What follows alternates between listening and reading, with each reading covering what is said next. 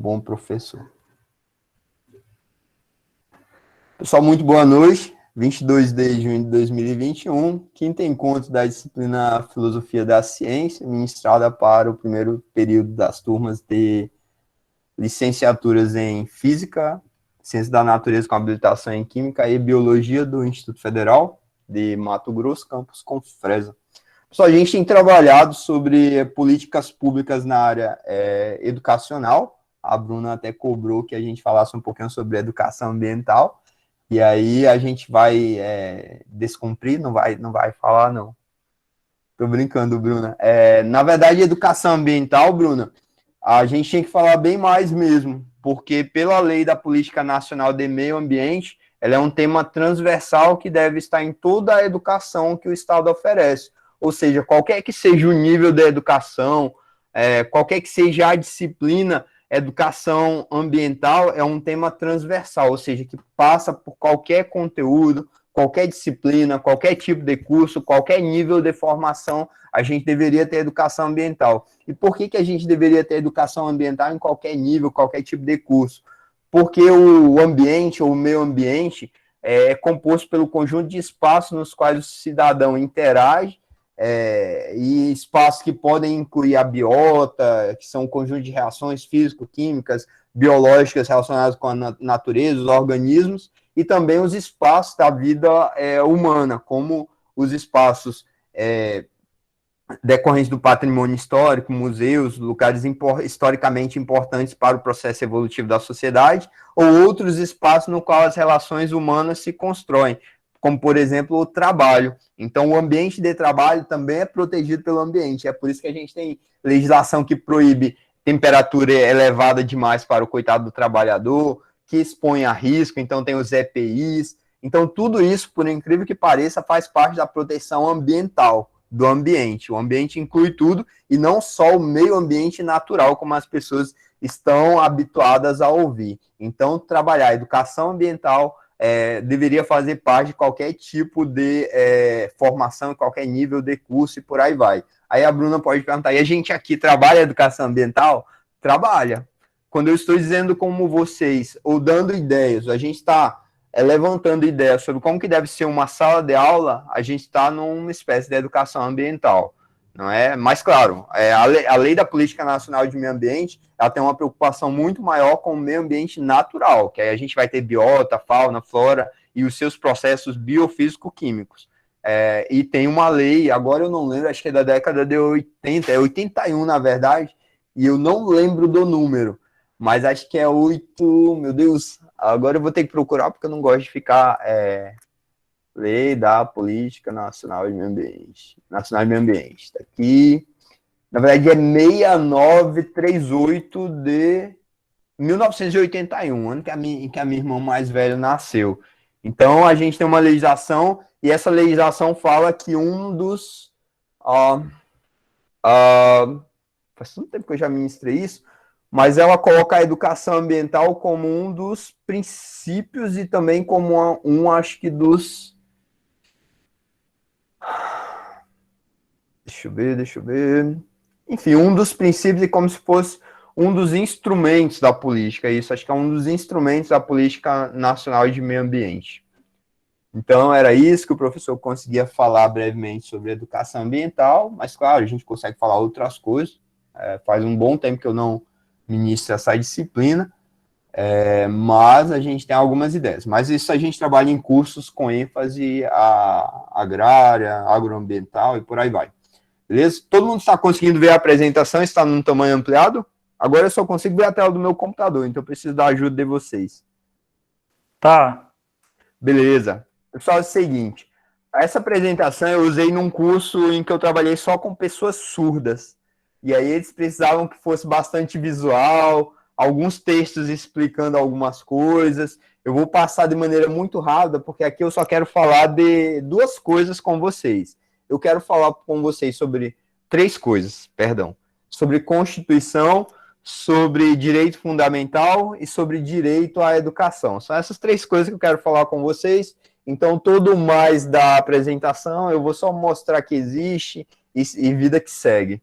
Então, quando a gente fala que o Estado arrecada tributos, pessoal, eu não estou falando do Estado de Mato Grosso, Estado do Acre, Amazonas, eu estou falando do Estado como um país, que seria essa pessoa jurídica dotada de soberania territorial e por aí vai. Então, a gente tem um país que ele pode decidir tudo dentro dele, é por isso que o presidente Bolsonaro disse, a gente não vai comprar vacina da China, tem essa palavra dele, depois o cara vai lá e muda, né?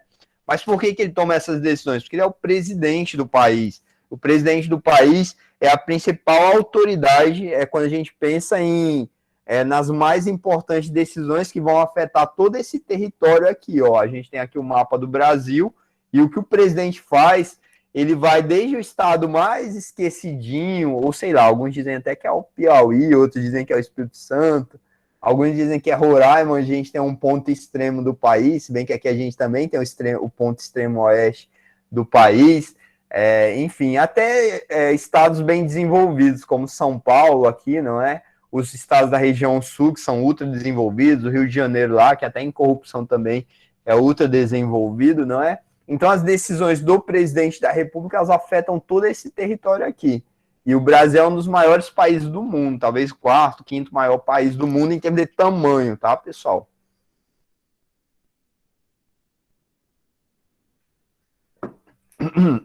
Em termos de economia também, até pouco tempo nós éramos a 8ª economia do mundo. 8ª? Acho que por isso, acho que 8ª. Hoje já tenho minhas dúvidas, não tenho acompanhado, não. Dentro de um país a gente tem um povo, a gente tem um governo e a gente tem um território, que é aquele espaço físico lá onde o cara governa a gente, né? O nosso gestor, o nosso representante.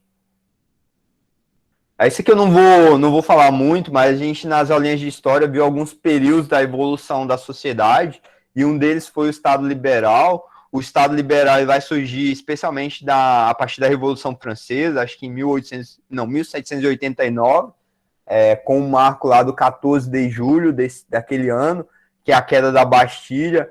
Então a gente tinha o imperador lá, o rei Luís XV, acho que era o 15 ou era o 16, não lembro agora, acho que era 16. E aí a sociedade revoltou-se, mas claro, era uma sociedade que estava sendo organizada por um determinado subgrupo da sociedade, que era a burguesia. E a burguesia são aqueles que começam a desenvolver comércio e tudo mais, e em razão desse poder econômico, eles passam a influenciar o rumo da sociedade também. Ô, professor. Diga. Já ia falar. Para mim tá aparecendo só o primeiro slide do senhor, não sei, tipo a capa, né? Teoria geral do Estado. E eu já passei 2 vezes, será que está ruim, hein, meu Deus? Aqui também não, só que eu pensei que era só para mim, aí por isso que eu perguntei no chat, por quê? Agora que pareceu. tá no Estado Liberal. Pois é, eu tinha passado por essa daqui. Eu vou deixar sem maximizar, que aí talvez melhore. Beleza? Tá bom para enxergar, professor. Para quem tiver de notebook, o computador tá bom. Tá, no celular a gente consegue ampliar também. Então, eu estava falando aqui do Estado Liberal, pessoal. Isso já na França, né? No século XVIII, vai ter uma revolução.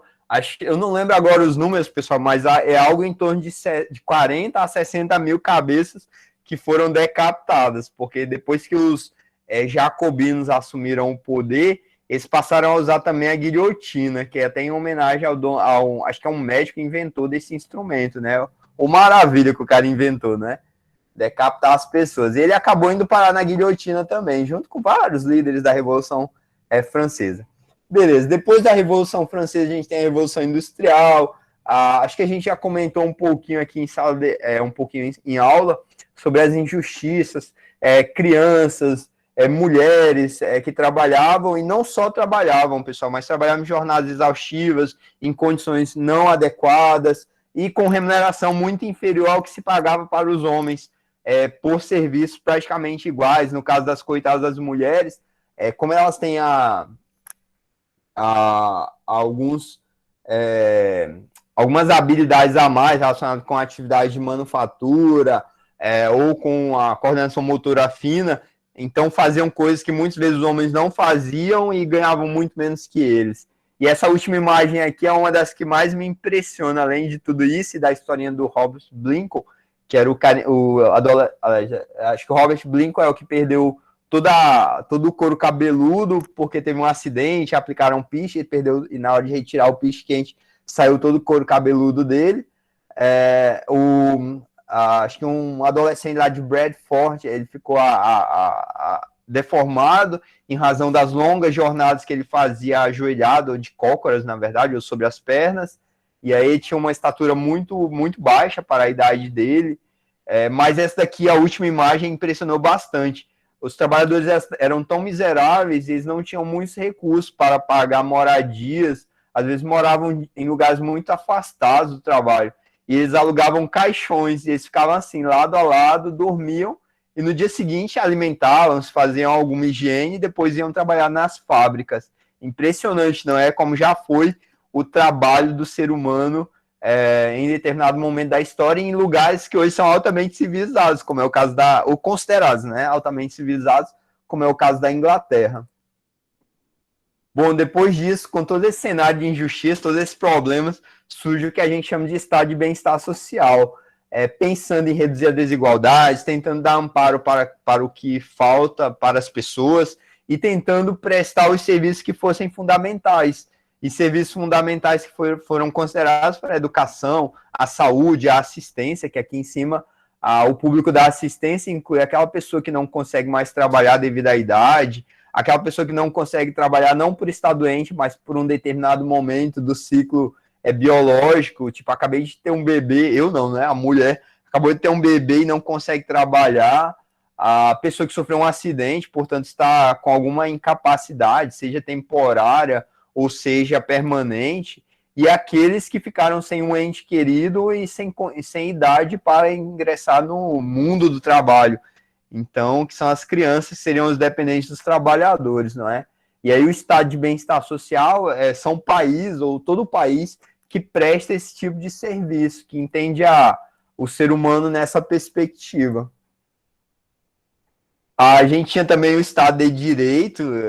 Pessoal, esses conceitos eles não são excludentes, tá? A gente pode ter um Estado que é democrático, de direito, e que é também de bem-estar. O Estado de Direito é um Estado que cria as leis, as normas, e a principal lei, ou principal norma do Brasil, pessoal, é o que a gente chama de Constituição, ou Constituição Federal, ou Constituição da República Federativa do Brasil. E aí esse Estado, nosso país, criou as leis dele, a principal delas é a Constituição, e todo mundo tem que cumprir a Constituição. Na época que eu fiz essa apresentação, estava um pouquinho depois do impeachment da Dilma, né, do impedimento, que foi o procedimento para retirá-lo do poder. E aqui eu não julguei se foi certo ou foi errado, nada disso. O que eu quis dizer é que existem leis e essas leis se aplicam a todos, mesmo ao presidente da República, que é a autoridade mais importante, ou o agente político mais importante do país. Ah, professor, por que ele é o mais importante? Bom, essa importante, a gente está falando naquela pessoa que toma uma decisão que afeta 211 milhões de brasileiros. Não é qualquer um que faz isso. Então, o presidente é uma só pessoa e que toma uma decisão que afeta. Então, é nesse sentido que a gente está dizendo que é importante. Mas, claro, a vida dele, por exemplo, a minha vida eu acho muito mais importante que a do presidente, ou da presidente, de quem seja. Mas é porque a gente está analisando desse ponto, né, dessa perspectiva. Mas aqui, quando eu estava falando na pessoa, no agente político mais importante, do ponto de vista da decisão que ele toma, e o tanto de pessoas que são afetadas, o tamanho do território, o tanto de dinheiro que ele gerencia, e por aí vai, tá, pessoal? Então, mesmo a pessoa mais importante do país, a autoridade política mais importante do país, se ela cometer algum equívoco que esteja previsto nas leis, ela vai ser responsabilizada, vai ser punida. E aí a Dilma foi retirada do poder com base no que alegaram lá. Não estou dizendo que é certo, que é errado, tá? Porque a gente tem mais de uma perspectiva sobre isso, e eu acho interessante, assim, que quando a gente traz coisas para dentro de sala de aula, a gente coloca as possibilidades e não coloca o seu ponto de vista. Eu estou aqui para dar algumas ideias para vocês, as possibilidades. Mas o juízo, a análise, cada um faz a sua. A gente só tem que saber fundamentar e a gente tem que saber dialogar, né? Diferentemente de sair xingando o coitado de repórter porque não quer dar justificativa. Aí, pelo amor de Deus, aí não dá não, pessoal. Isso aí realmente, enfim. E o Estado democrático é um Estado em que o povo participa das decisões. nem que seja escolhendo quem que vai tomar as decisões. E no caso do Brasil, a gente tem isso. A gente tem momentos em que a gente escolhe diretamente essas pessoas, é o que a gente chama de democracia direta, e a gente tem momentos de democracia indireta, ou seja, quem a gente colocou. Isso aqui é uma imagem do Planalto, tá, pessoal? O Palácio do Planalto, que é onde o presidente da República trabalha, nessa fotinha aqui mais no canto. E aqui é uma democracia indireta, porque a gente escolheu um presidente e ele está lá tomando decisões por nós.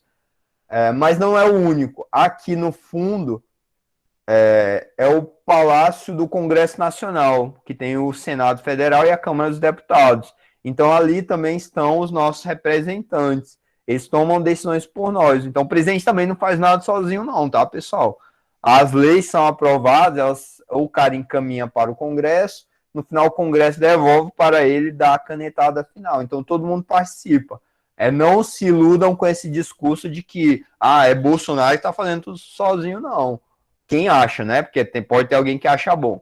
Então, para quem acha bom ou para quem acha ruim, Bolsonaro não está fazendo o que faz sozinho. Está fazendo com o apoio do Congresso, seja quem acha bom, seja quem acha ruim. Formas de Estado. Então, a gente tem um país, e o nosso país é um Estado federado, ou seja, ele tem diversas, como se fosse diversas caixinhas dentro dele, não é?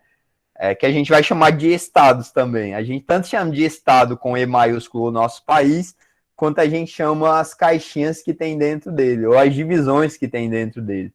No caso disso aqui, pessoal, quando um país é dividido dessa forma, a gente chama de estado federado, ou de federação. E o Brasil é a República Federativa do Brasil. Então, ele é dividido em unidades federativas, que são os estados. Dentro dos estados a gente também tem municípios, no caso aqui de Mato Grosso tem 141 municípios, Acre tem 22 municípios, os demais não sei, mas que o estado que tem mais municípios do país é Minas Gerais, com mais de 800 municípios, acho que seguido de São Paulo, com mais de 500 municípios.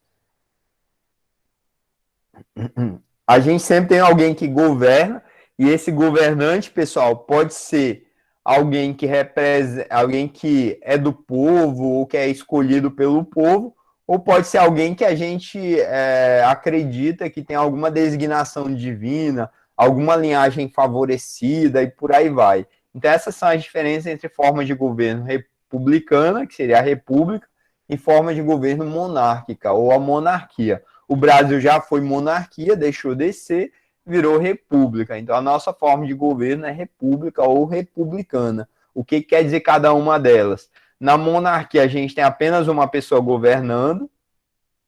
Ele governa durante toda a vida, por isso a gente fala que é vitalício. Só deixa de governar se morreu, então renunciar. E aí, quando ele renuncia, passa para o sucessor da linha de sangue dele. O que é isso? Filho, alguém da linha sucessória, né? Tem que ter a linhagem, tem que ter o sangue daquela pessoa. Então é assim que se baseia a monarquia.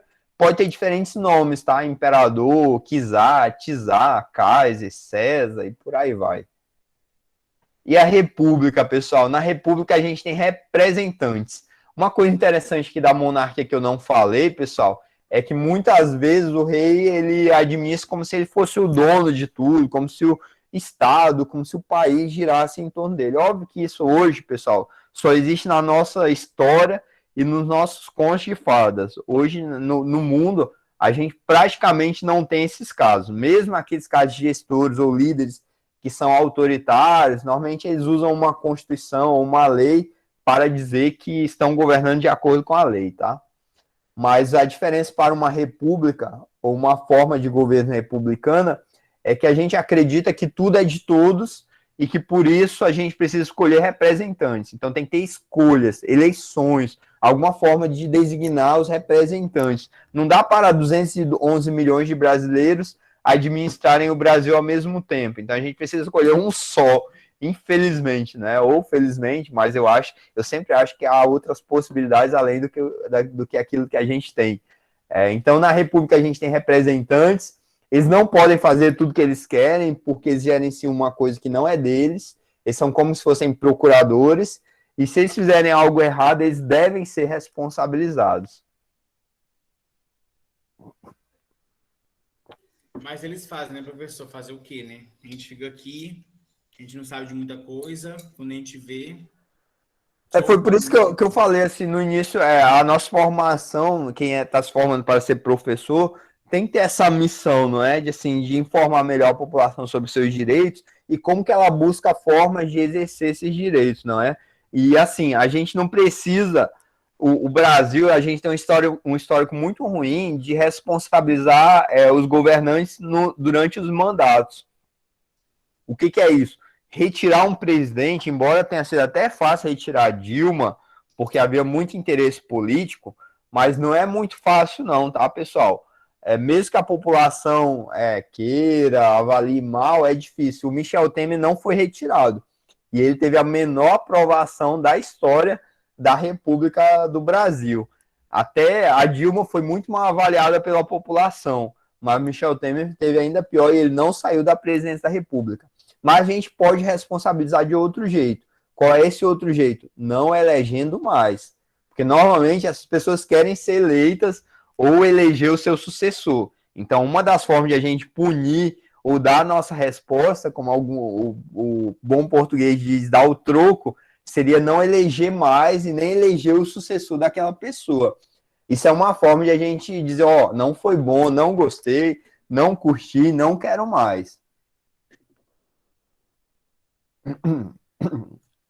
Beleza, aqui eu vou pular porque a gente não tem parlamento no Brasil, então não compensa muito, né? A gente falou aqui para presidencialismo, a gente tem uma só autoridade, mas ele também tem que gerenciar em conjunto com o Poder Legislativo, né? O Poder Legislativo é onde criam as leis, tá, pessoal?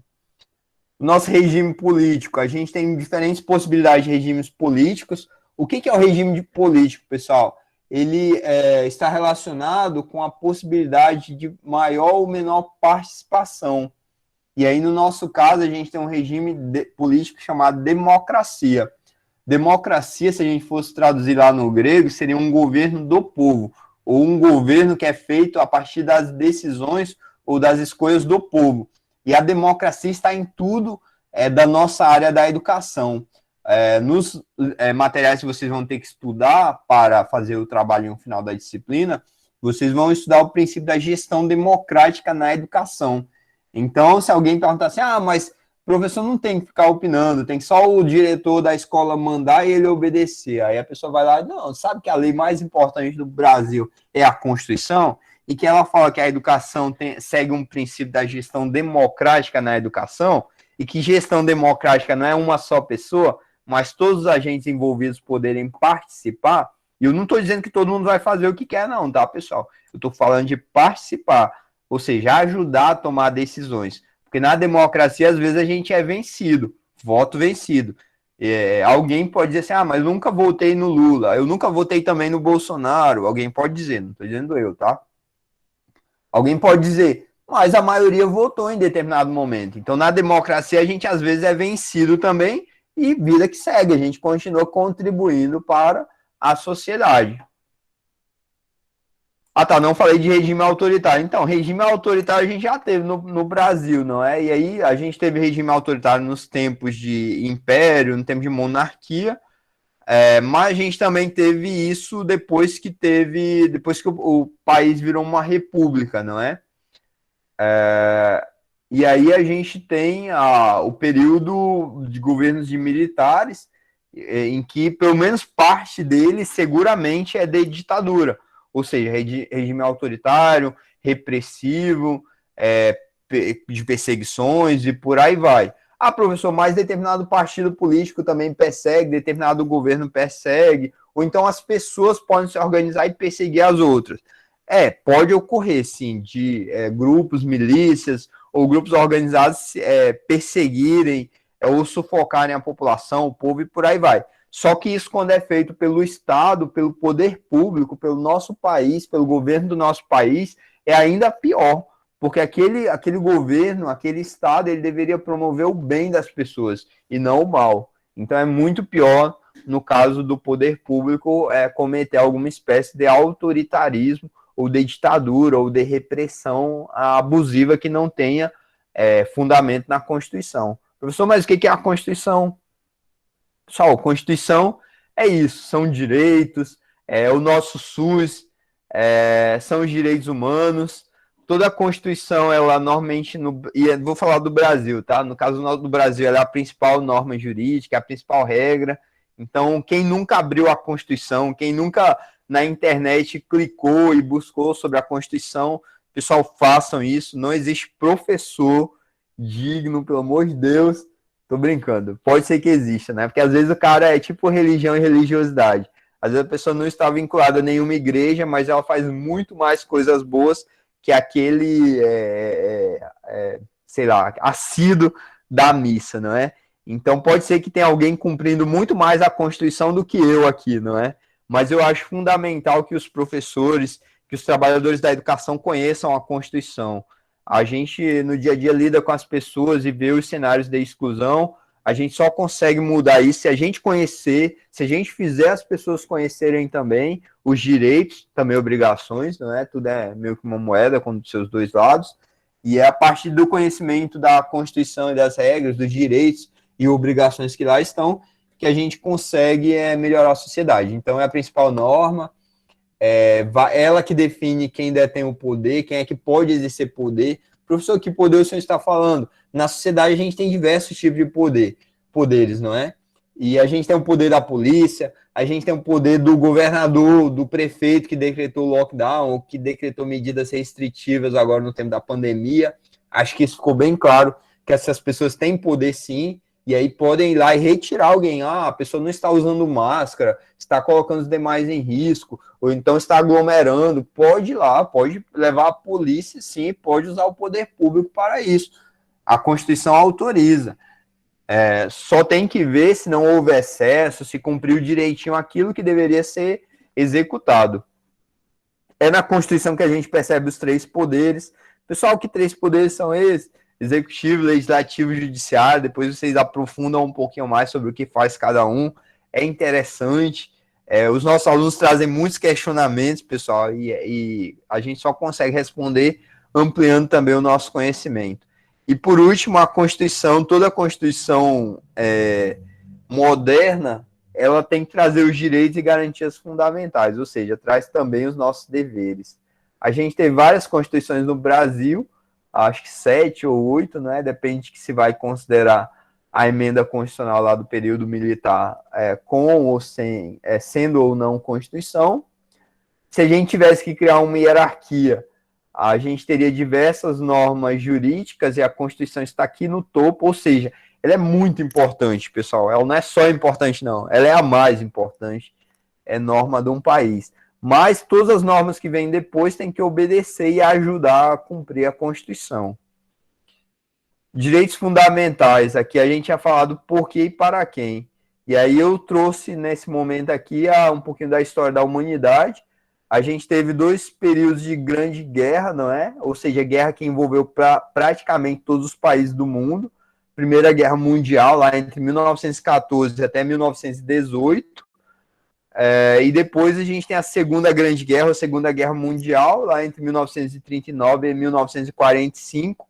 E nisso a gente tem a Alemanha chefiada pelo Hitler, mas não era o único líder totalitário. A gente tinha o Hitler na Alemanha, a gente tinha o Benito Mussolini na Itália, a gente tinha acho que Francisco Franco na Espanha, e eu não lembro agora o português, acho que em Portugal a gente também tinha um regime totalitário.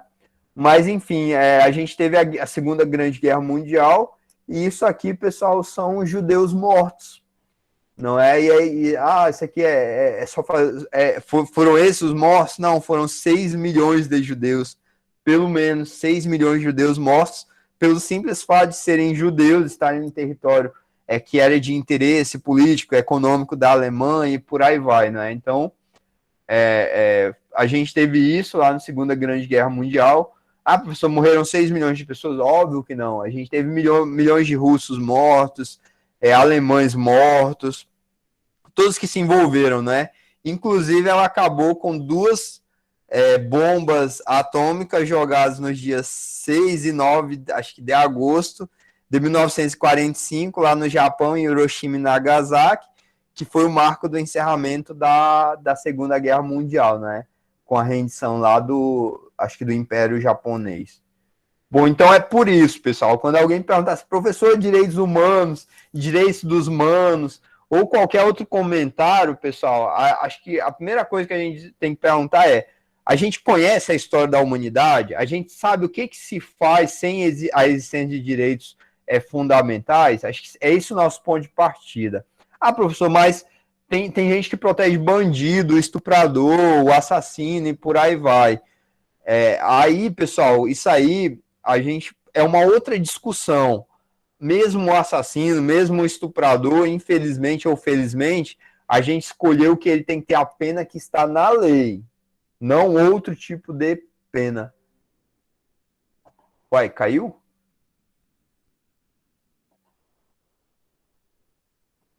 Só vocês Acho que caiu a estão... apresentação. Você que tirou? Não, apareceu aqui que o Rômulo tinha colocado. Não, agora foi. Saiu de novo. Calma lá. Professor, Diga. daqui a pouco, daqui 20 minutos, eu vou ter que sair da aula para mim tomar banho, para mim trabalhar. Aí quando eu chegar na empresa, eu volto para aula, tá? Ou a aula termina 10 horas? A gente fica sempre com, no máximo, 2 horas de encontro, tá? Então, só vou precisar dividir os grupos e passar a instrução do trabalho. Tá. Mas eu já estou terminando aqui, a gente já está chegando ao final. Mas vai ficar tudo gravado, então tu consegue se recuperar. Mas a gente termina, no máximo, com 2 horas de duração de aula, que foi o que a gente pactuou no início da turma, foi o que a maioria escolheu, entendeu? Tá bom, então. Mas assim, se ocorrer de não estar, aí alguém vai te incluir em algum grupo e por aí vai. Tá E tu bom, consegue então. assistir ao vídeo da aula depois, beleza? Voltou a apresentação, não voltou? Voltou. Beleza, pessoal. Então, assim, a gente tem diversos problemas, mas no Brasil, a nossa Constituição não permite que, por exemplo, alguém estuprou, a gente vai lá e mata. Alguém estuprou, a gente vai lá e estupra. A gente não permite. Isso aí existia uma lei no passado, chamada Lei de Italião, que era meio olho por olho, dente por dente, sei lá, e que a gente fazia justiça com as próprias mãos, a ideia de reciprocidade. Então, o cara matou, vai ser morto, roubou, vai ser roubado, estuprou, vai ser estuprado. Só que não foi isso que a gente escolheu. A gente escolheu um país, tem um país que tem leis. Essas leis dizem o que vai punir os crimes. Os crimes, para serem punidos, eles precisam de um processo judicial. Precisa de um juiz que diga que aquilo foi crime, que tem provas suficientes, porque a gente pode estar punindo o inocente, pessoal, também. Então, professor, mas tem casos e casos. Tem, mas a gente já teve casos de inocente. Inclusive, hoje, no Brasil, a gente ainda tem, vez ou outra, algum inocente que vai parar num presídio e por ser pobre, muitas vezes negro, não é, o preto, como queira, fica um tempão lá e só vai ser descoberto um tempão depois. Então, a gente tem de tudo. A gente tem um caso, acho que a pessoa perdeu a visão, foi estuprado na penitenciária, contraiu AIDS e era inocente. Imagina o que vai fazer com a vida dessa pessoa. Então, alguns de nós gostaria de correr o risco de ser colocado numa cadeia de maneira impune.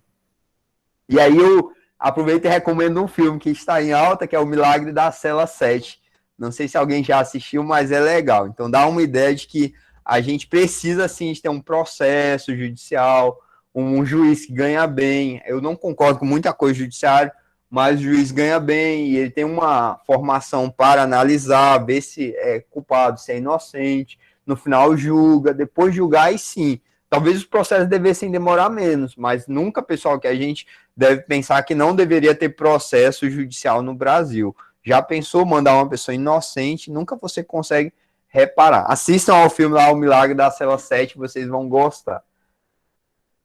Então, direitos fundamentais, um pouquinho para isso, tá, pessoal? O que a gente tem de direitos fundamentais? As liberdades. A primeira dimensão e geração de direitos fundamentais a gente vai chamar de dimensão da liberdade dos direitos. Então é tipo, eu tenho o direito de ir e vir sem que alguém venha me prenda, sem eu ter sido condenado por ter cometido algum crime, por exemplo. Mas isso só basta para o ser humano? Não.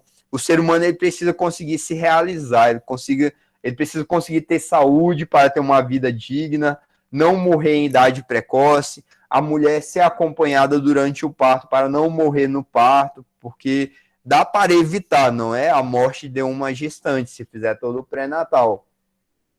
dá para evitar que as pessoas peguem doenças que deixem incapacitantes, como a gente já fez, acho que no caso da erradicação, acho que da paralisia infantil, aquela doença que dava, sei lá.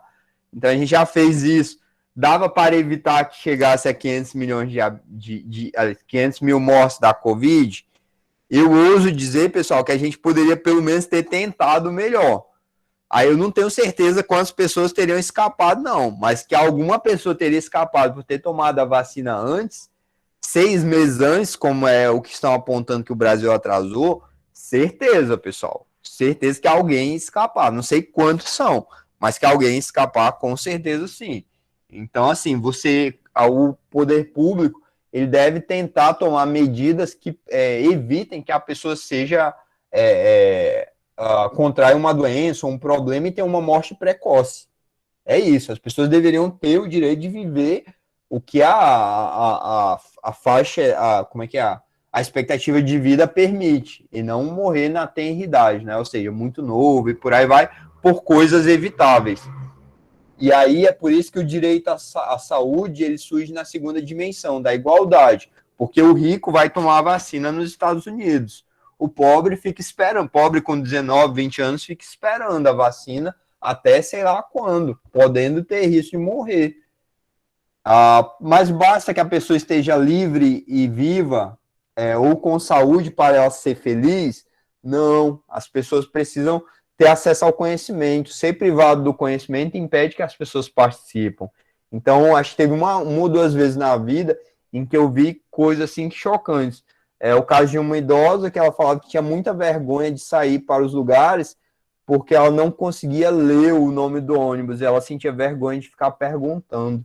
Então, a educação, se ela tivesse tido, ela teria, no mínimo, pessoal, mais liberdade para sair de casa, para ter um lazer melhor, porque ela seria mais independente. É muito triste as pessoas ficarem dependendo umas das outras e, às vezes, serem maltratadas em razão da dependência, não é? E aí a última geração de direitos, ou dimensão de direitos, é relacionada com o direito da coletividade. E o meio ambiente, uma coisa que a Bruna até comentou e que eu não falei quando eu expliquei um pouquinho sobre a educação ambiental. Pessoal, o meio ambiente é aquele direito que se a gente degradar, se a gente causar prejuízo, a gente não consegue dizer que ele vai ficar só lá na fazenda da Bruna. Por exemplo, a Bruna resolve desmatar tudo, invadir a reserva legal dela, acabar com a área de preservação permanente, a APP, que seriam as matas ciliares, os cursos de água e tudo mais, ela acaba com tudo isso. Só que aí o que ela queimou, a fumaça fica toda na região de Confresa, Porto Alegre do Norte, sei lá, chega até Santa Rita. É Santa Rita? Não lembro agora se é Santa Rita. Terezinha? Isso, mas tem Rita, não tem uma cidade com o nome Rita? Não, aqui eu acho que Vila Rica, perdão. A Rita é só a música lá do Thierry, né? Que tem que voltar que ele perdoa a facada. Mas então, quando a Bruna faz essa poluição, essa fumaça vai para todas essas cidades. Ela não prejudica só a Bruna e a família dela. Se a Bruna polui um curso de água, como ocorreu lá no caso de Mariana, aliás, Brumadinho, né? E Mariana também, né? Que ambos poluíram cursos de água. Isso chega, no caso, acho que de Brumadinho, chegou até o Espírito Santo, matou uma parte de um rio. Isso causou prejuízo para todo mundo. Então, a terceira dimensão dos direitos fundamentais são esses direitos da coletividade, que a gente não consegue restringir a uma pessoa só. Todo mundo sofre se a gente prejudicar. E é por isso que é tão importante a proteção e a legislação do direito ambiental brasileiro, e que os governos têm negligenciado tanto. Eu queria que tivesse sido mais rápido, porque o meu objetivo era mais chegar a esse direito aqui, pessoal. A gente falou de direito fundamental e tudo mais, falou da história, mas o nosso foco não tem jeito. Embora eu não queira que vocês saiam da disciplina formados só para a educação, achando que é física, o que é tabela periódica na química, termodinâmica na física, grupos taxonômicos na biologia e acabou. Não tem compromisso com mais nada. Deus me livre se vocês saírem assim dessa graduação. Se saírem assim, não precisam lembrar de mim, esqueçam, tá? porque o ser humano ele é muito mais que isso, e a vida em sociedade exige que a gente tenha muito mais que isso para trazer a mesa de discussão, para contribuir na vida das pessoas. E aí, quando a gente chega no direito à educação, que é um só dos direitos fundamentais, não é o único, aí a gente tem esse pilar, esse tripé, pessoal. Não adianta falar em educação, em direito à educação se eu não asseguro que as pessoas tenham a oferta da educação. E essa oferta à educação, ela tem que ser com equidade, como vocês estão vendo ali na imagenzinha dos livros embaixo. Estão vendo que um é menor que o outro? Se eu tratar todo mundo igual, esse daqui vai ter sempre menos oportunidade, o de escurinho, de preto, né? Vai ter sempre menos oportunidade.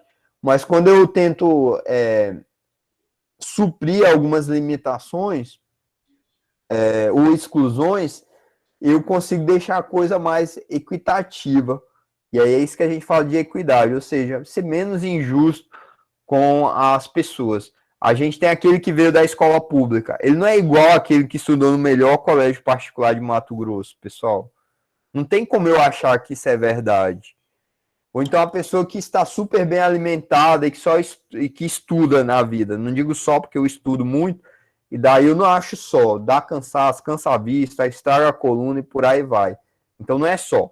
Mas quem estuda, quem está por conta dos estudos, está muito melhor do que aquele coitado que tem que trabalhar. Pessoal, se tiver alguma demanda, fala, porque eu não estou ouvindo, tá? Professor, Diga. para você, o que é melhor? A faculdade pública ou particular? Nesse caso de igualdade e equidade. Cara, eu evito muito fazer essa hierarquização. Eu até comentei um pouco na aula, num dos nossos encontros, que a gente tem a ideia de que a educação pública, pelo menos a federal, ela é melhor. Por que eu disse isso? Aí eu até expliquei, quando eu fui fazer meu concurso para o IFMT, veio gente do país inteiro, a gente ocupou quase todos os hotéis que existiam lá, acho que todos os hotéis tinham por Cuiabá, fomos parar em hostel de tanta gente que deu, veio muita gente com doutorado, mestrado, no meu cargo mesmo de direito, veio muita gente que tinha doutorado, eu era só especialista, ou seja, era muita gente, veio gente de Santa Catarina, do Paraná, enfim, de vários estados, e todo mundo concorreu. Então, assim, passou quem sabia mais daquele conteúdo, teve esse exame, não é? Mas eu tenho colegas que dão aula nas particulares e que são juízes, ou seja, passaram em concurso muito mais difícil que o meu, que eu nunca passei, entendeu? Então, assim, é meio difícil. E outra, professores capacitados hoje, a gente tem em diversos ambientes, tudo bem? E se a gente parar para pensar, às vezes uma particular muito grande, ela atende muito mais gente carente do que uma instituição pública, por incrível que pareça.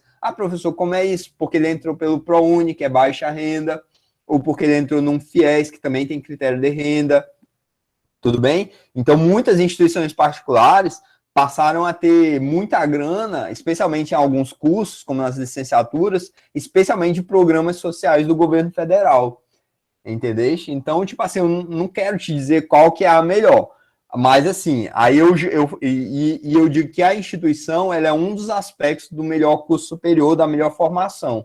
O outro aspecto, e que é um aspecto considerável, é a qualidade do estudante. E a qualidade do estudante, eu não estou falando daquele que é branco, loiro, bem alimentado e que vive por conta dos estudos, não. Eu estou falando qualidade no sentido de determinação, de disciplina e outros aspectos. Porque eu sempre trabalhei, sempre fui de família pobre, e eu tentava sempre dar a conta dos meus estudos com a maior disciplina possível. E não era melhor que os meus colegas em termos de formação. Eu tinha colegas que falavam 2 idiomas, tinham ido para intercâmbio no Canadá, e eu nunca tinha saído nem do Acre, para vocês terem ideia. Então, assim, são vários aspectos, não é um só. Se a gente reduzir a um só, a gente vai fazer uma análise muito simplesinha, muito limitada, tá? Acho que é Jean, não é? Lu? Não sei se você está ouvindo. Beleza, então a gente tem que assegurar que essas pessoas cheguem na educação, pessoal, na escola, nas instituições de ensino. Depois, não basta que as pessoas entrem, não basta que elas ocupem uma vaga. Se vocês não tiverem acesso à internet, por exemplo, ou a bons materiais, vocês nem terminam a primeira disciplina desse curso, não é? Então, a gente tem que ter medidas que assegurem a permanência dos alunos. Professor, a medida de permanência ela é moleza? Não. Nenhum de vocês na minha disciplina, espero eu, né, que nenhum de vocês vai passar sem o conhecimento mínimo, sem trabalho, sem esforço. Isso aí sem chance. Ah, professor, então você não está me ajudando a permanecer no curso, né? Pessoal, a permanência é tentando retirar as questões que são causadas pela desigualdade social. Ou seja, aquela pessoa que não tem acesso a computador, internet, aquela pessoa que não tem nem o alimento na mesa, aquela pessoa que não tem moradia. Tem alunos que moram no IF, porque não tem condição de morar no interior e ficar pagando moradia na área urbana. Tem pessoa que não tem condição de se locomover. Então, isso é a nossa permanência como um dos três tripés do direito à educação, dos pilares, né? Perdão, dos pilares. Então, a gente tem que assegurar que as pessoas chegam à sala de aula, que as pessoas permanecem, conseguem, mesmo com toda dificuldade, que existe um certo financiamento ou apoio público para que ela continue o curso, bolsas e monitoria, assistência estudantil, enfim. E, por último, o êxito, que está relacionado com qualidade, pessoal. Eu coloquei as pessoas ali jogando aquele, que eu nem lembro qual é o nome disso, porque eu nunca participei de formatura. Eu, quando terminei, peguei minha grana e fui fazer uma viagem, só eu e uma mochila, por alguns países, pelos que dava, né? Então, eu não participei de formatura, então não sei nem como é que é usar um trem desse. Mas eles jogam esse chapéuzinho. Mas o que eu quis falar quando falei do êxito?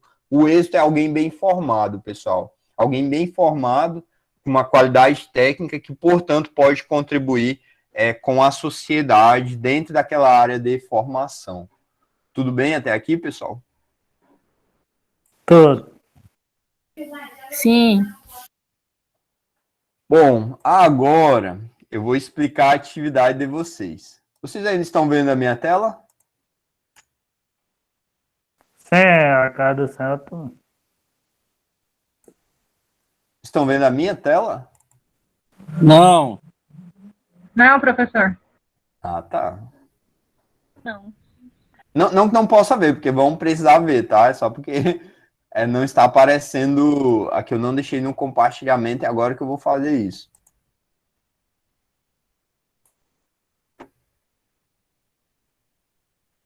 E agora?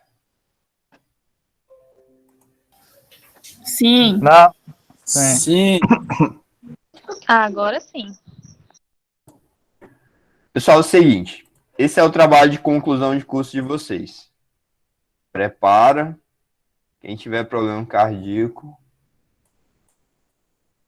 Estão vendo tudo direitinho, não estão? Sim. Beleza. Seguinte. O que a disciplina tenta com vocês, pessoal? A disciplina visa, além de breves discussões sobre conhecimento e ciência, que a gente fez na primeira parte, apresentar a educação como uma política pública. Acho que vocês já conseguiram ver. Professor, mas não sei o que é política pública. Bom, a gente teve o texto de Oliveira lá, que ele traz vários conceitos que eles trazem lá do livro, da revisão bibliográfica da Celina Souza. Então, lá tem várias definições de política pública.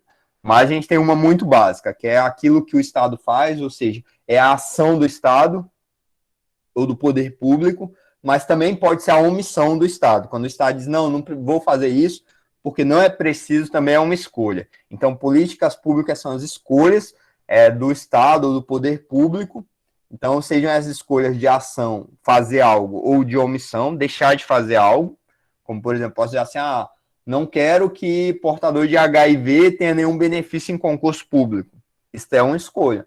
É uma política pública da forma como eu vou tratar portadores de HIV ou pessoas com HIV. Entenderam? Então, políticas públicas são ações ou são omissões? São escolhas. Essas escolhas, elas interferem na sociedade, em problemas que a sociedade reconheceu como problemas importantes. Então, nem tudo é importante. A folha do vizinho lá que caiu no teu chão pode não ser uma coisa importante. Se ela for considerada muito importante, ela vai ser levada lá para o Poder Legislativo, beleza?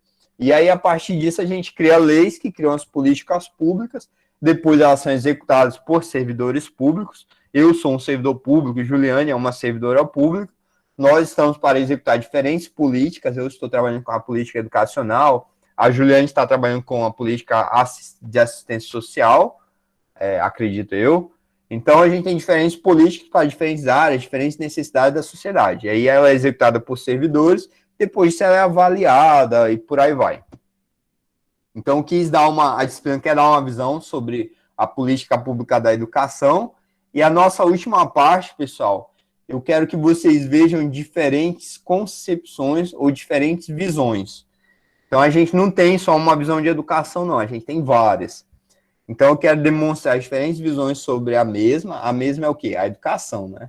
É um recurso de coesão, permitindo ao estudante ou à estudante a construção da própria concepção. Eu quero que vocês cheguem ao final dizendo assim, não, para mim, a educação é isso, é desse jeito, é assim que eu tenho que pensar e por aí vai. Só que isso tem que ter um embasamento teórico. Você tem que saber, quando eu escolho que a educação é X, eu estou me filiando a qual partido? Eu estou levantando qual bandeira? Quando eu escolho que a educação é Y, eu estou me filiando a qual partido? Estou levantando qual bandeira? Então, eu quero que vocês façam as escolhas sempre conscientes. E conscientes a partir de estudos teóricos antes, tá?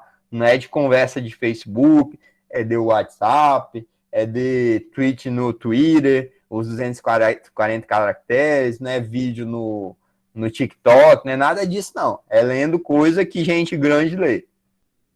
Então, nesse sentido, a atividade traz elementos teóricos, vocês vão ler coisas que são textos, essenciais para a construção dos conhecimentos. Emprega metodologias ativas, vocês vão fazer trabalho em grupo, ou seja, entre vocês mesmos, e tecnologias aqui TI, tá? Tecnologia da informação e comunicação, para compartilhar a aprendizagem. E aí eu coloquei alguns passos. Primeiro passo, leitura e estudo cuidadoso do texto repassado. A gente tem 5 textos, então vai ter 5 grupos. Então o primeiro passo vai ser ler. Cada um vai ter que ler direitinho e por aí vai. Segundo passo, pegou aquele texto, vai pensar nas questões relevantes ou importantes. Muitos textos assim, a principal questão que esse trabalho se propôs foi isso. Ou então, esse trabalho responde a tais questões. Se tiver assim, já identifica rápido. Se não, lê o texto e identifica os pontos principais do texto. Todo texto tem vários pontos principais, não vai ter só um, tá, pessoal? Normalmente ele tem uma parte de desenvolvimento que tem várias ideias que ele entende que são relevantes. Não sei se vocês prestaram atenção nas nossas aulas, vocês estão vendo que a gente começou a falar em conhecimento, metodologia. Conhecimento, a gente chegou nas políticas públicas chegamos em educação a gente chegou na educação escolar, e por aí vai. Então, a gente teve uma sequência. Então, todo o texto vai ter uma espécie de desenvolvimento que aborda questões que são importantes para aqueles autores do texto, por exemplo. Então, vocês vão ter que identificar as questões importantes ou os principais pontos do texto. Tentar identificar o máximo possível. Vocês vão fazer uma reunião, aí com registro da imagem dos participantes. Vocês vão ter que ter uma reunião, pelo menos uma, com todos os integrantes do grupo presentes, né? Uma reunião simples, né? Igual essa que a gente teve agora, e que pode ser pela plataforma que vocês escolherem, desde que vocês consigam fazer com a participação de todos, no dia e horário em que todos podem, e que todo mundo consiga abrir a sua câmera. Professor, estou sem celular. Pede do vizinho, pede da mãe, te vira. Professor, não consegui de jeito nenhum. Não, então eu te passo uma resenha ou um resumo crítico de 2 textos para tu fazeres. Aí a gente supre essa atividade. Senão, tu consegue. Eu tenho certeza que é mais fácil conseguir o celular com a câmera hoje em dia para participar da reunião com teus colegas que fazer a resenha ou o resumo crítico de 2 artigos. Tenho certeza que vai dar bem mais trabalho. Mas é uma possibilidade, tá, pessoal? Aqui a gente não quer excluir ninguém, não. Mas quem não tiver um celular, um telefone e câmera para fazer a atividade com acesso à internet, fala comigo no privado que a gente passa a resenha ou o resumo crítico para fazer. Vai dar tanto trabalho quanto, podem ter certeza. Na verdade, talvez dê até mais, né? Acho que dá até mais. Então, vocês vão escolher. Pode ser por WhatsApp, acho que o WhatsApp faz videochamada com até 8 pessoas. Pode ser pelo Zoom, que é uma plataforma legal também. Professor, não conheço, mas conheço o WhatsApp. Então, usa o que tu conhece, ué. Pode ser pelo Google Meet. Qualquer pessoa que tem um Gmail consegue fazer a reunião pelo Google Meet. Talvez não consiga gravar, mas consegue fazer a foto tirando um print da tela pelo celular ou pelo computador mesmo. Então, no Windows tem uma ferramenta de captura. Depois eu posso explicar no grupo, algum colega ajudar. É muito fácil fazer essa fotinha. Essa imagem tem que ser no dia da reunião em que todo mundo do grupo leu, aí vai se encontrar para essa reunião. Nessa reunião vai levantar as principais questões, os principais pontos do texto. E quando estiver fazendo isso, vai parar um momento e vai fazer a foto de todo mundo. Aí depois pode fechar as câmeras, fazer de outro jeito. É só para enganar o professor. Entenderam? Senão, professor, a gente compareceu a aula, fez a atividade direitinho e tudo mais. Na verdade, meu objetivo é que vocês façam mesmo. Mas se vão fazer com câmera aberta, sem câmera, ou se vão fazer só por um grupo do WhatsApp, só fizeram uma foto para mostrar, não faz diferença. Eu só quero ter indícios de que em algum momento da vida vocês reuniram para fazer o que vocês tinham que fazer e que não foi uma coisa sem ser em grupo, tá? Porque se não for em grupo, não faz sentido. Ah, professor, posso fazer sozinho? Não, a atividade é em grupo. Aí, pro sozinho, é uma outra atividade, seria o resumo crítico, né? Que é a resenha. Mais de um texto, com certeza. E cada texto tem mais de 10 páginas, então vai dar um trabalhão. Então, na reunião, vocês vão, o grupo todo, se são 5, 6 integrantes, vão dizer quais são os principais pontos do texto, quais são as principais questões. Pessoal, aqui vão fazer aquela peneirada. Pode ser que o Rômulo diga as questões, depois a Bruna diga, não, acho que são essas mesmo, mas tem mais essa, e por aí vai. Aí vai relacionando tudo. Vai ter que ter uma pessoa do grupo que vai relacionar isso. Se organizem, tem que ter um escriba, um escrivão, um digitador, alguém que vai fazendo essas anotações. Ou gravem, que aí depois consegue alguém reunir e fazer o trabalhinho do grupo. Então, vamos definir isso.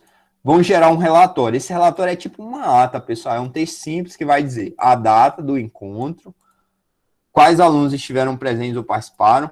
Pessoal, pode ser que em algum grupo um aluno nunca queira participar. Tranquilo, ele vai ficar sem nota na atividade, mas o grupo tem essa obrigação também de tentar conciliar a data, ajustar o horário e o dia mais interessante para todos se reunirem, depois de fazer a leitura. Então, tem que ler antes dessa reunião.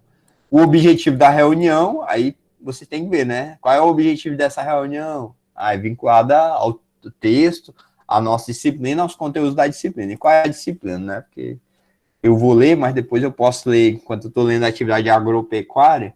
Então, é bom ter no texto. E também todo texto, para ser didático, ele tem que dizer em que contexto que ele foi feito, não é?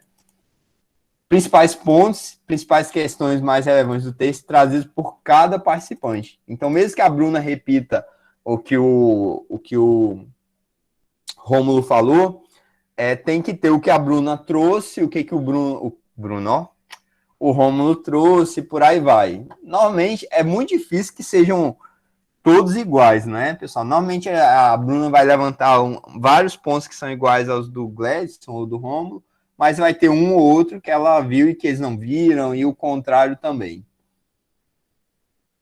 E aí, cada estudante, depois de terem esses pontos, vai escolher um tema, um ponto, né, ou uma questão para trabalhar numa apresentação, que ele vai fazer um vídeo no próximo passo. Daqui dessa reunião, vai fazer esse relatório, essa ata, né, e vai juntar essa foto na parte final do trabalho. Na parte final vai ter essa foto e vai ter o nome de todo mundo. Como a foto vai aparecer várias carinhas em várias ordens, aliás, em vários lugares diferentes, tem que dizer, da parte superior para inferior, da esquerda para a direita Bruna, Rômulo, Gladson, Divino, Juliana, enfim, até chegar ao último. E qual é essa ordem, professor? Primeiro da fileira de cima, depois da fileira de baixo, depois da última. Primeiro começa da esquerda para a direita. Na verdade, pessoal, aqui eu compliquei um pouco, mas é a ordem de quase todo padrão que a gente usa no Brasil, né? A nossa leitura ela é sempre do início da página para o final, e sempre da esquerda para a direita. É só seguir essa ordem aí que vai dar bom para vocês. Eu não entendi, professor, essa terceira parte. Reunir em grupo, depois lê o texto. Reúne, é a segunda parte, na verdade, né? O passo 2. Lê o texto. Todo mundo vai ler o texto daquele grupo. Depois de ler, marca uma reunião. Na reunião, vão discutir os principais pontos do texto. Durante essa reunião, faz foto. Durante essa reunião, levanta os principais pontos. Terminou os principais pontos do texto, o que cada integrante falou dos principais pontos, cria esse relatório com esses itens aqui, data da realização, quem participou, objetivo do encontro, a disciplina que pediu aquele encontro, os principais pontos de cada um, da Bruno, do Gleice, por aí vai. E no final, terminou de fazer isso, fazer o relatório para entregar para o professor, aí tem que dizer também qual aluno vai ficar com qual ponto ou questão. Todo aluno tem que ficar com pelo menos um ponto ou uma questão que foi levantada pelo grupo. E aí o que ele faz? Aí é aqui no passo 3. Ele vai gravar ele ou ela, né? Vai gravar um vídeo em que apareça rosto e tudo mais, e vai com a duração mínima de 2 minutos e duração máxima de 5 minutos, em que vai explicar aquele ponto. Aqui, pessoal, de novo, acho que eu já falei uma vez, é estudo. Eu não quero ninguém lendo nada, não. Porque ler o texto eu já li, eu quero uma compreensão. A pessoa vai dizer assim, ponto mais importante, vou dar um exemplo, né? Nada a ver com o conteúdo mesmo. O ponto mais importante desse texto era o direito de acesso à informação.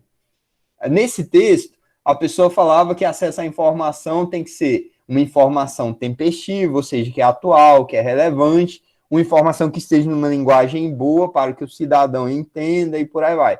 Perceba assim, eu estou explicando um texto todo em, 2 parágrafos, ou 2... Enfim, aqui foi muito rápido, né? Mas no vídeo vocês vão explicar um pouquinho melhor. E aí eu não vou ler nada. Então vocês têm que ensaiar. Professor, não consigo falar bem gravando. Então ensaia 1, 2, 3, 4, quantas vezes forem necessário até sair uma apresentação boa, já que é o teu trabalho de encerramento da disciplina. Então sim, dá trabalho, sim, leva tempo, sim, tem exposição, não tem jeito não, é isso mesmo.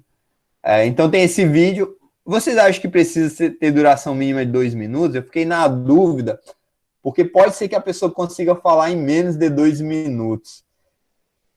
Eu acho que eu vou deixar só a duração máxima. O que vocês acham? Máximo de 2 minutos, não? Não, vou deixar no máximo 5, mas a mínima não vai ter. Tipo, pode ter um vídeo de 1 minuto. Mas assim, se for muito ruim a explicação da pessoa, ela está prejudicada. Pode ser assim? Sim. Pode ser. Pode ser. Pode Então, ser, professor. Deixa só o máximo mesmo, porque eu acho que não vai ter cristão que chegue a 5 minutos, né? Se bem que assim, se me dão 5 minutos, eu uso 20. Mas beleza, né? Então a pessoa tem que explicar esse ponto. Professor, todo mundo do grupo vai falar sobre o mesmo ponto? Não. Aí cada um fala sobre um ponto. É por isso que o grupo se reúne e também divide os pontos ou questões importantes de cada texto. Mas só faz isso ao final da reunião. Beleza? Então depois grava esse vídeo e envia esse vídeo para o professor. Teve casos que eu já fiz isso com umas turmas. Eu vou mandar um vídeo de uma aluna que ficou muito bom mesmo. Vocês vão ficar até impressionados. E teve casos que não conseguiram mandar o vídeo pelo WhatsApp e mandaram compartilhando pelo Gmail, pelo YouTube, enfim. Pode ser que dê um pouquinho de trabalho se o vídeo ficar grande. E teve alunos que mandaram o vídeo em 2 partes. Tipo, não conseguiam mandar pelo WhatsApp 3 minutos, mas mandaram em 3 vídeos de 40, 50 segundos. Uma coisa assim. Aí deu certo do mesmo jeito. Então, assim, usa a criatividade, gasta um pouquinho dos neurônios e por aí vai. Depois disso, todos nós vamos visualizar os vídeos de todos os colegas. Porque todos os textos têm um conteúdo importante para a nossa formação. Então, a gente vai visualizar o texto, o vídeo do nosso colega.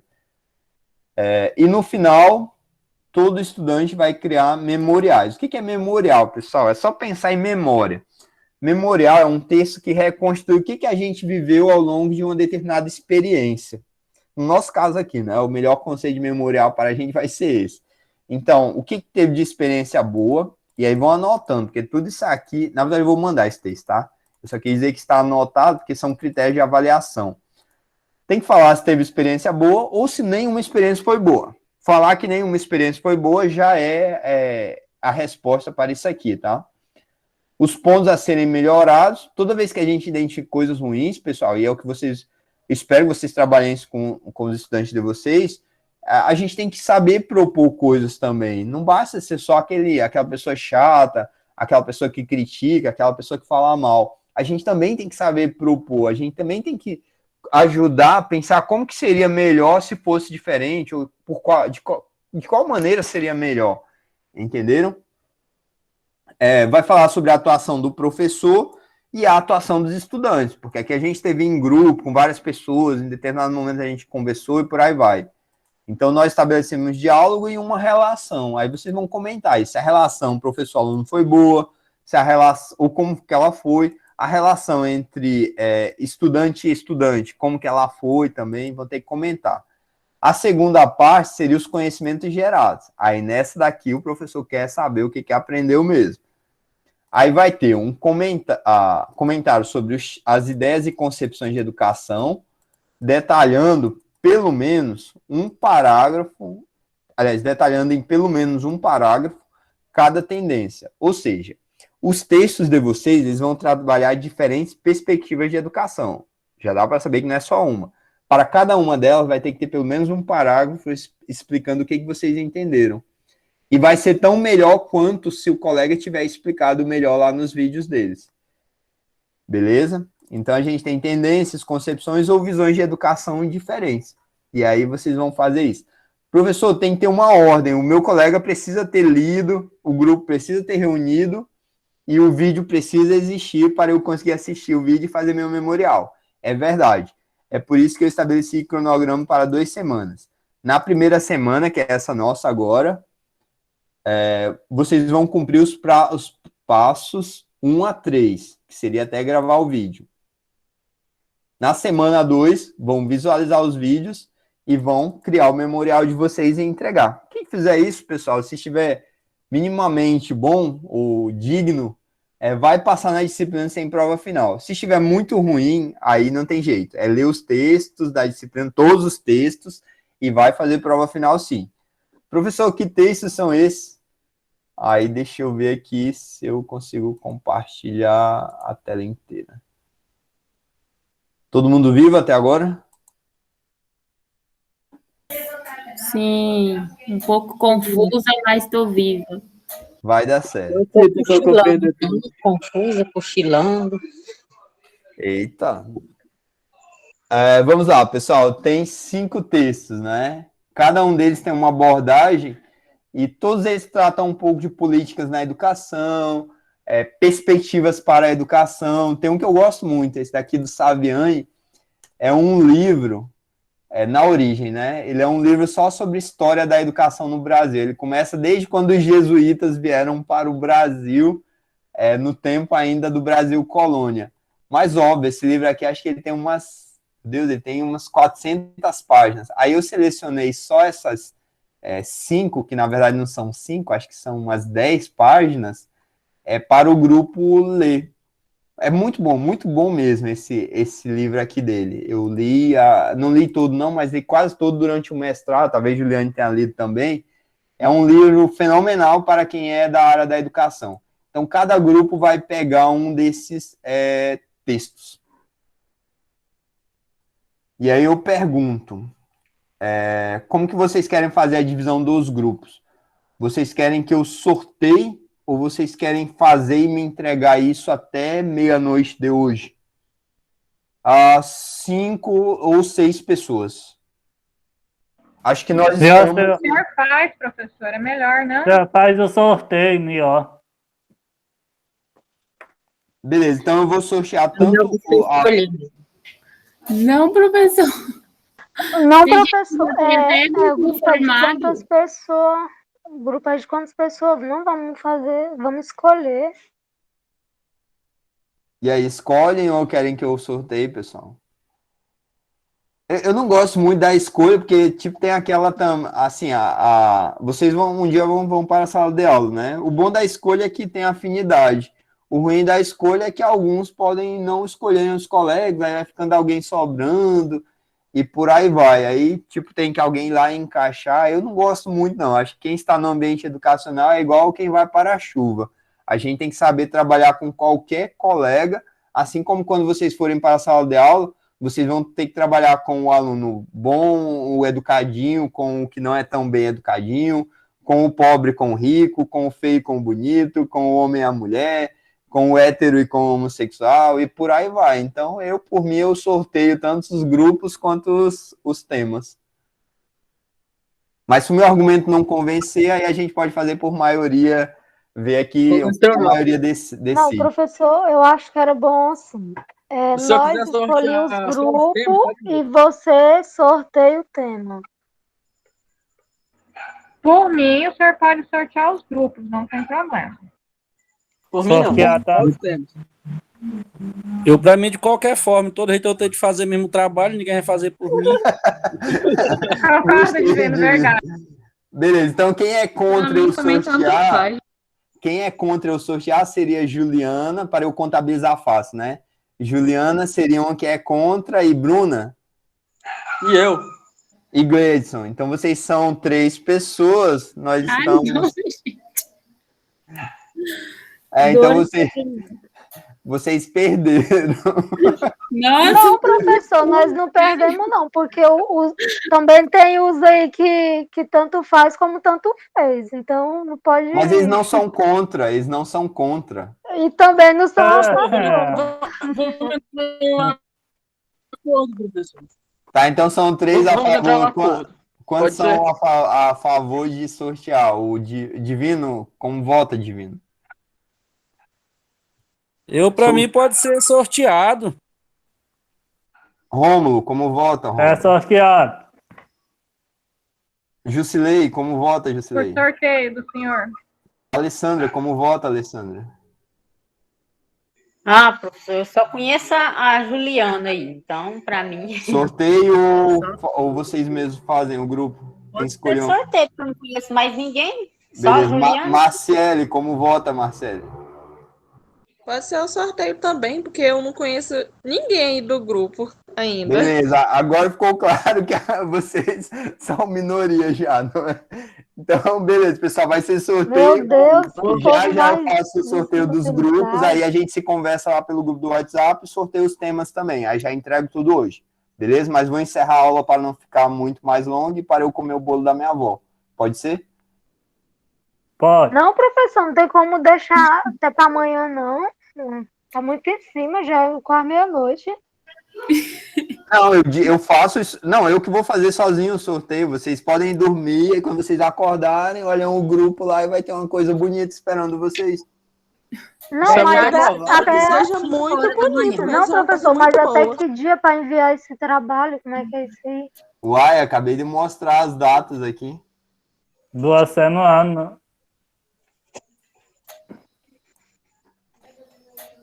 Voltando mostra aí aqui, de ó, novo. pessoal. Conseguem ver? Eu não tô vendo É. nada. Sim ou não? sim. Sim. Eu Aqui, ó, não 2 estou vendo, semanas. professor, não tô vendo. Uai. Não, manda lá no grupo. Tá, eu vou fazer Eu o não seguinte, tô vendo nada mas seria aqui. essa semana para fazer a leitura e reunião no grupo, e a semana que vem para fazer os memoriais. Mas eu consigo, acho que dá mais prazo. A gente vai conversar no grupo, beleza? Acho que seria melhor mesmo, dar um pouquinho mais de prazo, tá muito em cima, professor. Pelo menos, Chora, né? pelo menos esse primeiro passo, professor, dá um tempinho a mais pra gente. Tá, beleza, concordo. É. Aceito, já que eu fui vencido, né? Pessoal, então, alguma dúvida sobre... Quem não Ah. chora não mama, professor. Pois é, mas o Gleison perdeu. Perdeu, Gleison. A gente vai fazer o sorteio. Acabei, agora por essa insolência, acabei de descontar 2 pontos. Ave Maria, Pessoal, fica calado. Tô brincando. Não, mas eu acho também, que é um bom argumento vocês terem que conseguir lidar com todos os colegas e não só com os conhecidos. E também pensei o seguinte, pessoal, se vocês só conhecem 1 ou 2, 3 pessoas, tem muito mais vantagem vocês passarem a conhecer colegas diferentes do que os que vocês já conhecem. Às vezes a convivência com outro colega pode revelar tantas coisas. Ó, eu, por exemplo, conheço a Juliane, se não fosse o mestrado, eu só teria conhecido as pessoas que eu conheço aqui no Acre, entenderam? Então, assim, estejam mais abertos para as coisas, evitem ficar sempre no mesmo grupinho, na mesma panela, beleza? Então, daqui a, sei lá, meia-noite, chega a divisão dos grupos, os textos e eu disponibilizo todo o material. Diga, Juliana. O professor, é porque já os que a gente já conhece já dá dor de cabeça, imagina os que a gente não conhece. Mas aí vocês notificam, professor, tipo, se tem um cara que deu há 2, 3 dias, ele não fala nada, não se manifesta, me manda os prints, eu vou arquivando isso, aí no final ele não vai se reunir com o grupo, mas desde assim, seja uma coisa que tenha um dia mandou, outro dia mandou, né, para também a pessoa ter oportunidade, porque às vezes a pessoa falece alguém, adoece, né, aí a gente também tem que tentar analisar, mas se for aquela pessoa muito ruim desse serviço mesmo, aí o grupo vai e relata, não é, pessoal? Aí ela não vai ter nota e nem vai prejudicar o grupo, é isso. Beleza? Galerinha, muito obrigado. Bom descanso para vocês. Eu recomendo ir dormir mais cedo, que amanhã, quando vocês acordarem, tem trabalho. Professor. Boa noite. Obrigado, Juliane. Muito obrigado. Boa noite, professor. Boa noite.